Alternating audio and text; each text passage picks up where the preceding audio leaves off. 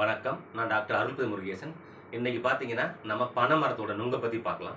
கோடை காலங்கள்ல வெயிலோட உஷ்ணம் தவிர்க்க நம்ம பலவிதமான பழங்கள் சாப்பிடுறோம். எடுத்துக்காட்டு ஆரஞ்சு பழம், தர்பூசணி போன்ற பல பழங்கள சாப்பிடுறோங்க.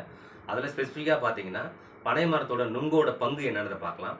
தென்னை மரத்தில இருக்கக்கூடிய ஒவ்வொரு பொருளும் நம்ம உணவுப் பொருளா பயன்படுத்துற மாரி, பனை மரத்தோட கிடைக்கக்கூடிய ஒவ்வொரு பொருளும் நமக்கு சத்தான பொருளாவும், ஆரோக்கியமான பொருளாவும் கிடைக்குதுங்க. அதில குறிப்பா நுங்கு பார்த்தீங்கன்னா, உடம்புக்கு மிக ஆரோக்கியமான ஒண்ணு.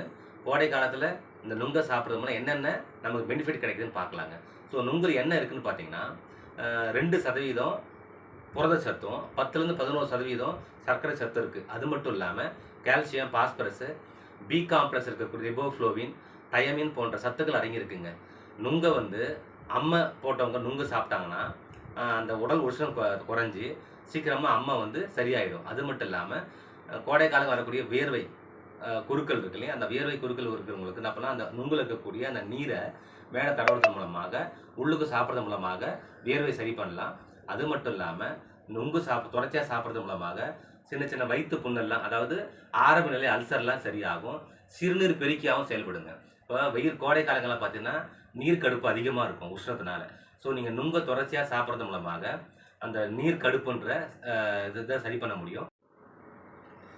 தாய்லாந்து, வியட்நாம் போன்ற நாடுகளில் பார்த்தீங்கன்னா நுங்கை பயன்படுத்துறது அதிகமாக இருக்குங்க. நுங்கை ஏற்றுமதியும் பண்ணுறாங்க. நம்ம நாடுகளில் நுங்கை எல்லாரும் சாப்பிடணும். இயற்கை விவசாயம் நம்ம ஆதரிக்கணும். அதாவது ரசாயன கலக்கடம் இல்லாத ஒரு சத்தான ஆரோக்கியமான ஒரு உலகத்தில் இருக்குன்னா அது பனை மரத்தோட நுங்கு தாங்க. எல்லாரும் சாப்பிடுவோம், ஆரோக்கியமாக இருப்போம். நன்றி, வணக்கம்.